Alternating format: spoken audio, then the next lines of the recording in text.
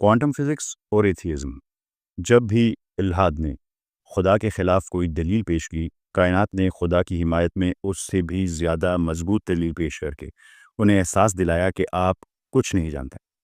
गनी खान बाबा ऐसे लोगों के बारे में कहते हैं, पास अफलातूना दा डोल डबल दिपोर तकरा स्तात अला कतरे तली उद्दल तदरियाबू नदी।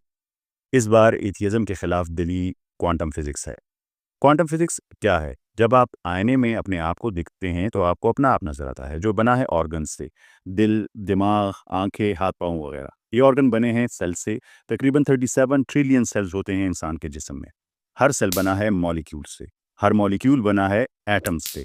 और एटम्स बने हैं तीन छोटे ज़र्रात से, यानी इलेक्ट्रॉन, प्रोटॉन और न्यूट्रॉन्स।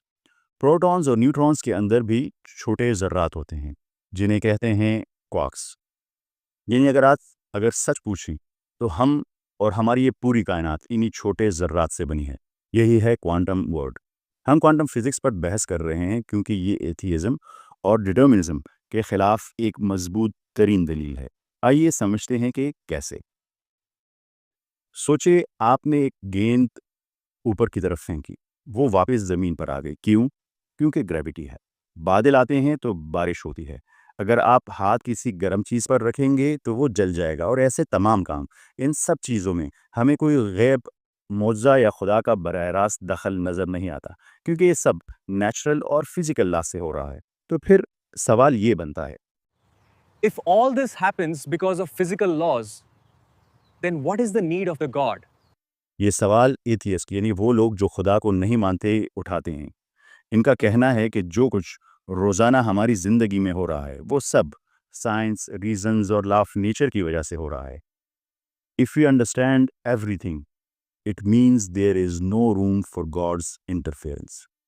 लेकिन क्वांटम फिजिक्स एथियस्ट के इन दावों की नफ़ी करती है। आइए समझते हैं कैसे। First, Heisenberg uncertainty principle. School में आपने ये मॉडल ज़रूर देखा होगा जहाँ एक इलेक्ट्रॉन न्यूक्लियस के गिर्द घूमता है। लेकिन हकीकत में ये उसूल कहता है कि हम किसी भी इलेक्ट्रॉन या किसी और पार्टिकल की पोजीशन और स्पीड को एक साथ कभी भी नहीं जान सकते। ये हमारी लाइल्मी नहीं, या ये नहीं कि हमारे पास इसके टूल्स नहीं, बल्कि फितरत का उसूल है। यही है कि आप इन दोनों चीज़ों को बैक वक्त कभी भी नहीं जान सकते। बिल्कुल अनसर्टेन है आप इस बारे में। तो ज़रा रुक कर सोचिए। It means if we are uncertain about the smallest particles, then how can we be certain about whole universe? And how can we say there is no God? जब हमारी बुनियाद ही गैर यकीनी अनसर्टेन है, तो पूरी इमारत पर दावा कैसे किया जा सकता है? सेकंड है क्वांटम सुपरपोजिशन। ये उसूल कहता है कि इलेक्ट्रॉन्स और दूसरे छोटे पार्टिकल्स एक वक्त में कई हालतों या कई स्टेट्स में हो सकते हैं। जैसे ही कोई इंसान या मशीन इन्हें ऑब्जर्व करती है, तो वो एक हालत इख्तियार करते हैं। इसी को समझाने के लिए एक मशहूर मिसाल है जिसे श्रोडिंगर्स कैट कहते हैं। एक बक्से में एक बिल्ली बंद है और उसके साथ एक जहर वाली बोतल है जो किसी भी वक्त खुल सकती है। अब जब तक आप बक्सा ना खोले, आप नहीं कह सकते कि बिल्ली जिंदा है या मर चुकी है। बल्कि क्वांटम लॉ कहता है कि वो एक ही वक्त में जिंदा भी है और मुर्दा भी है। दोनों हालतें मौजूद हैं।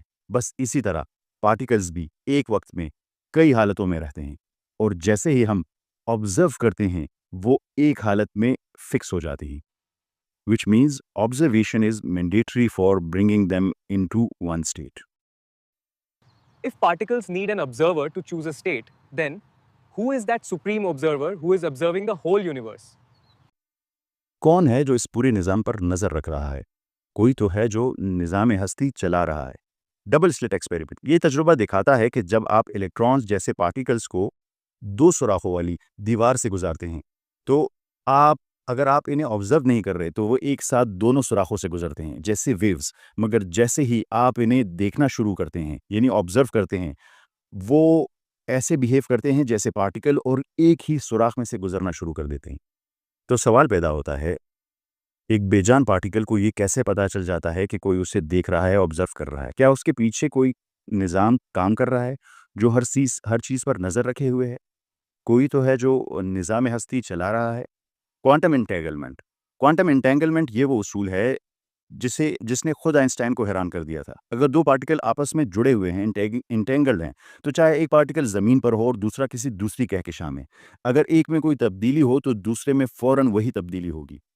ये तब्दीली इतनी तेजी से होती है कि स्पीड ऑफ लाइट से भी कई गुना तेज। But according to Einstein, nothing can go faster than speed of light. It goes beyond science and our understanding of universe. यानी कायनात के कुछ उसूल ऐसे हैं जो हम साइंस से नहीं समझ सकते। फिफ्थ है इंफॉर्मेशन पैराडॉक्स। रिवायती फिजिक्स कहती है कि जो चीज़ ब्लैक होल में गई वो हमेशा के लिए ख़त्म हो गई, मगर क्वांटम फिजिक्स कहती है कि कभी भी कोई इन्फॉर्मेशन ख़त्म नहीं होती। ये कायनात ऐसे है जैसे एक परफेक्ट अकाउंटेंट हर चीज़ का रिकॉर्ड रखती है, कोई चीज़ ज़ाया नहीं होने देती। तो जो इन्फॉर्मेशन ब्लैक होल में गई वो कहाँ गई? क्या वो किसी और यूनिवर्स में गई? हमें कुछ नहीं पता। तो नतीजा क्या है? आप ना कायनात की इब्तिदा एक्सप्लेन कर सकते हैं, ना लाइफ की ओरिजिन, ना कॉन्शियसनेस की मिस्ट्री, ना पार्टिकल्स का बिहेवियर, ना ऑब्जर्वेशन की ताकत। तो फिर कैसे दावा किया जा सकता है कि खुदा का कोई वजूद नहीं, उसकी कोई ज़रूरत नहीं? ये सिर्फ उन एथियस्ट के लिए है जो दलील पर यकीन रखते हैं। मगर वो एथियस्ट जो सिर्फ ईगो, फ्रीडम या दुनिया की मोहब्बत के असीर हैं, तो वो किसी भी दलील को नज़रअंदाज कर देंगे। क्वांटम फिजिक्स ने बिल्कुल वाज़े कर दिया कि हम सब कुछ नहीं समझते, और ये भी कि reality is probabilistic and not deterministic. Is atheist believed? हाँ, एथियस्ट ज़रूर पूछ सकते हैं, If there is a God, then why is there so much evil in this world? This is called the problem of evil. इसका जवाब हम अगली किस्त में देंगे। लेकिन आप सबसे दरख्वास्त है, अगर आपके पास इसका जवाब है कि दुनिया में इतना ईवल क्यों है, अगर क्रिएटर है, तो कमेंट में उसका जवाब दीजिए। मिलते हैं अगली किस्त में, तब तक के लिए अल्लाह हाफिज़।